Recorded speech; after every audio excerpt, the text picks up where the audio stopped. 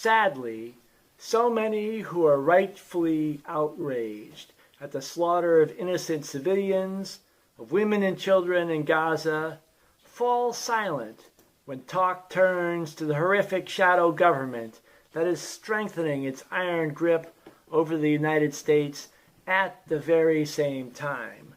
Many of the contractors, whether Elbit Systems or Oracle, who are running the Gaza operation to track people, to destroy local economies, and then to eliminate leaders one by one, are also running sections of the U.S.-Mexican border, training your local police, and running the security cameras at your local shopping center. They are beefing up their targeting of American citizens through illegal and unconstitutional means as I speak to you now. That is to say that the Gaza you see today is your neighborhood tomorrow.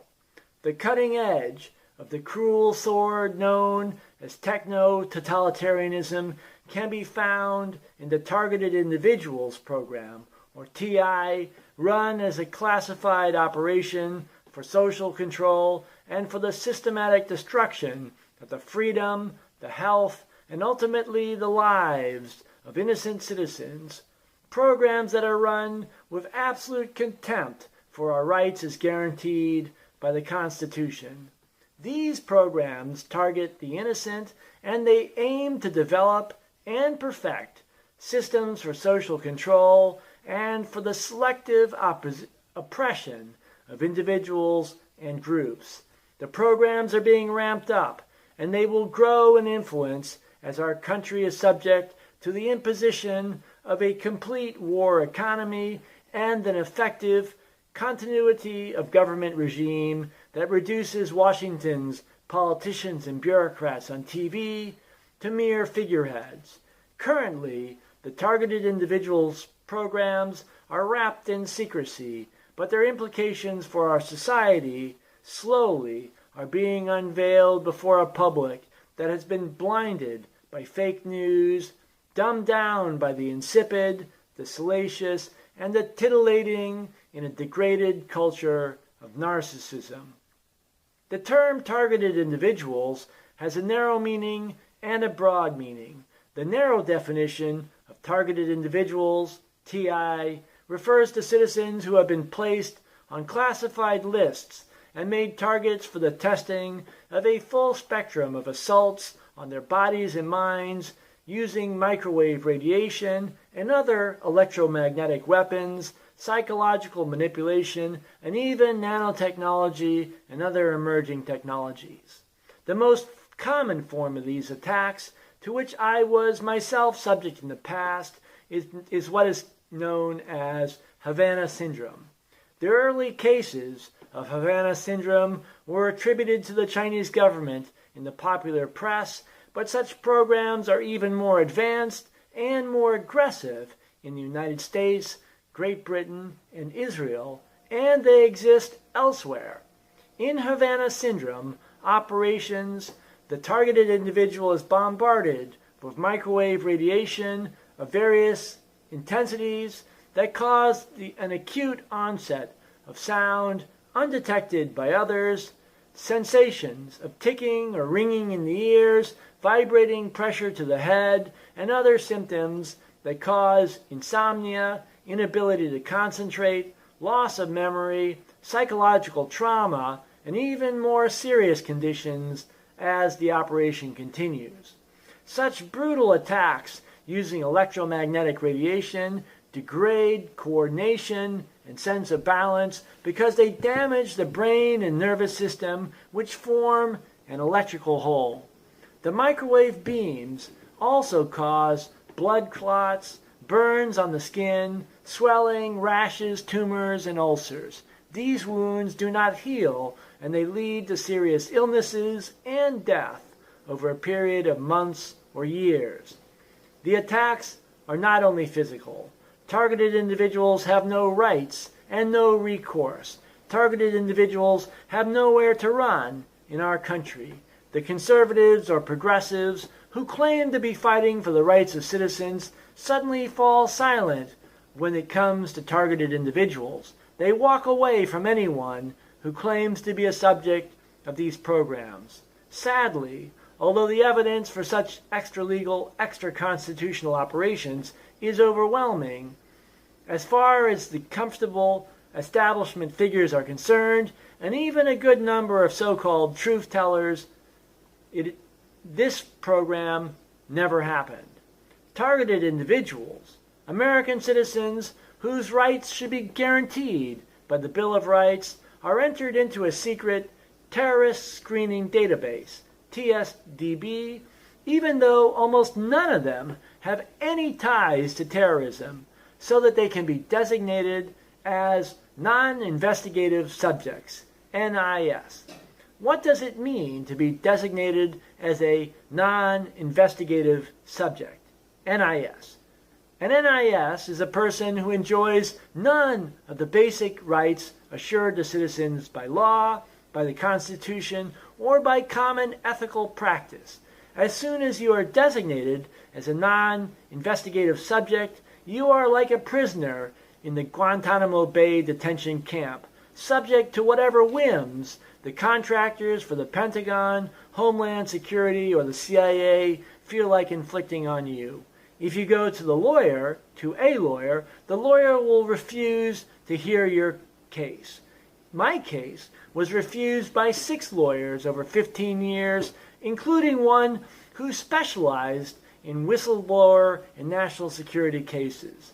Your friends, family, associates, doctors, police officers, and judges can be and will be served with national security letters, classified directives from Homeland Security or other agencies that tell them that they must refuse to talk to you or assist you. Few indeed are the number of people who will try to help such targeted individuals. Local police and ambulance dispatchers will refuse 911 calls from targeted individuals.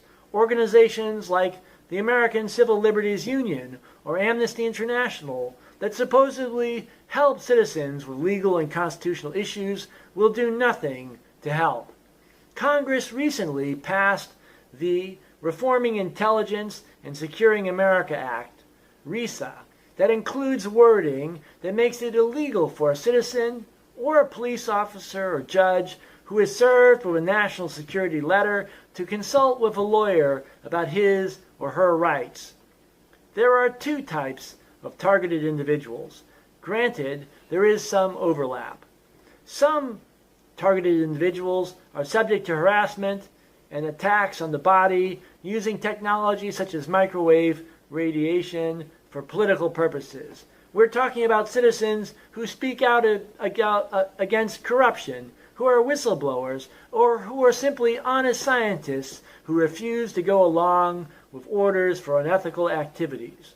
Sometimes, such citizens become targeted individuals simply because they have leadership skills. They identify profound structural problems in a clear and effective manner, or they are simply too articulate and convincing when discussing social and economic issues. There are others who are selected for these programs because of attributes that have value in these experimental programs for developing new technologies, strategies, and systems to conduct invisible warfare. Such targeted individuals are selected not because of politics, but rather because they are representative of certain segments of the population or have unique neurological, linguistic, or psychological characteristics that make them valuable for research purposes. The data collected from such experiments is invaluable to government agencies, multinational corporations, and above all, security contractors who are developing the next generation of technologies for unconventional warfare and social control. These players combine that data with what was learned previously in the Guantanamo Bay torture programs and other programs under MK Ultra and COINTELPRO dating back to the 1950s, and programs that remain secret to this day. The techniques being perfected in these research programs are designed to break down to neutralize the target by employing psychological, physical, and emotional stress. The ultimate goal is to control the entire population through intimidation, manipulation, fear, and threats. We should assume that what is being done to targeted individuals today will be carried out against large swaths of the population once the technology and the techniques have been perfected. There is a broader category of targeted individuals who may not be subject to torture and harassment with microwave radiation on a daily basis, but who suffer from drastic restrictions on their lives, imposed without any due process or right of appeal. I'm talking about people who cannot find employment, who cannot advance in their careers, who are blocked out of the media, who are forced out of the country, whose posts on YouTube never register more than 5 views, and who are systematically alienated from friends and family. Such long-term harassment cannot be appealed in court, and its very existence must be denied by public officials so as to conform with the national security letters, classified directives, secret law, that is, law passed by Congress that is secret but has the same authority as federal law, or the confidential non-disclosure agreements to which such individuals are subject. Who runs these programs targeting citizens? President John F. Kennedy took on the secret government as it took off during his administration, and he paid for his bravery with his life. He delivered a speech on April 27, 1961, in which he identified the transformation of America by the military-industrial complex, a horrific transformation of the Republic, which President Eisenhower had denounced just 3 months before this speech. Kennedy told us, quote, "If you are awaiting a declaration of war before you assume the self-discipline of combat conditions, then I can say only that no war ever posed a greater threat to our security. If you are awaiting a finding of clear and present danger, then I can only say that the danger has never been more clear and its presence has never been more imminent. It requires a change in outlook, a change in tactics, a change in missions by the government, by the people, by every businessman or labor leader, and by every newspaper. For we are opposed by a monolithic and ruthless conspiracy that relies primarily on covert means for expanding its sphere of influence, on infiltration instead of invasion, on subversion instead of elections, on intimidation instead of free choice, on guerrillas by night instead of armies by day. It is a system which has conscripted vast human and material resources into the building of a tightly knit, highly efficient machine that combines military, diplomatic, intelligence, economic, scientific, and political operations. Its preparations are concealed, not published. Its mistakes are buried, not headlined. Its dissenters are silenced, not praised. No expenditure is questioned. No rumor is printed. No secret is revealed. The chain of command and the budgets for these targeted individuals' programs are secret, but enough testimony and secondary materials are in the public domain to limn the contours of the primary efforts run by the Department of Homeland Security, specifically the Federal Bureau of Investigation, the intelligence community, specifically the Central Intelligence Agency, and the Department of Defense, specifically Air Force and Space Force. There exist repeated references to such programs run out of the Schriever Space Force base near Colorado Springs by the U.S. Space Force and the CIA. The central figure in these operations is the executive director from the Air Force of the Special Access Program Central Office, SAPCO, who has top secret SCI clearance at level 37, estimated, and who oversees the TI programs. TI, targeted individuals, is an USAP, unacknowledged special access program, which is the most unaccountable operation run by the government.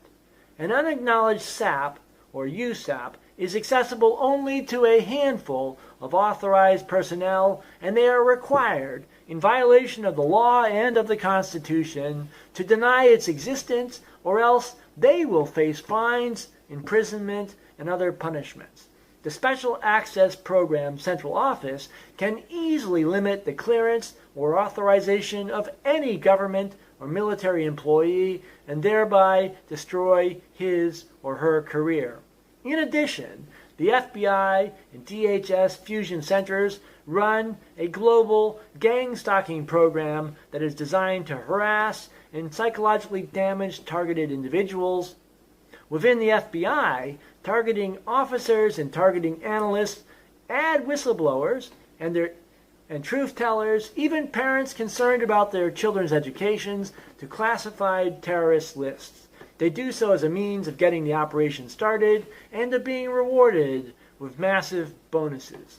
Increasingly, these programs are administered by private contractors who are completely unaccountable. The FBI, CIA, or DoD outsources the harassment of citizens through opaque public-private partnerships like InfraGard, Citizen Corp, and Neighborhood Watch. Granted that some of these were originally legitimate organizations. The merger of the federal government with global finance and with IT firms like Google, Oracle, Amazon, and Microsoft has created a shadow empire whose core elements are located in Washington, D.C., London, and Tel Aviv, but which extends across the globe.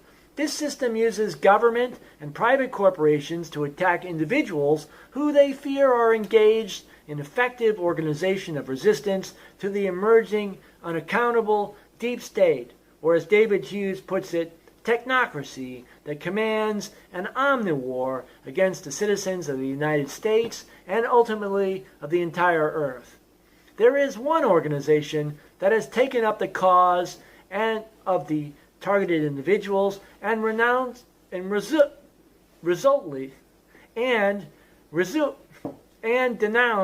this threat, challenging these attacks in the United States and around the world on targeted individuals. That organization is Targeted Justice, and I pledge my full support for their efforts. Targeted Justice has been unique in making these classified programs, this cancerous growth of unaccountable operations, this grotesque marriage of government, the military, intelligence, global finance, and IT corporations, a topic for honest and open discussion in the political realm.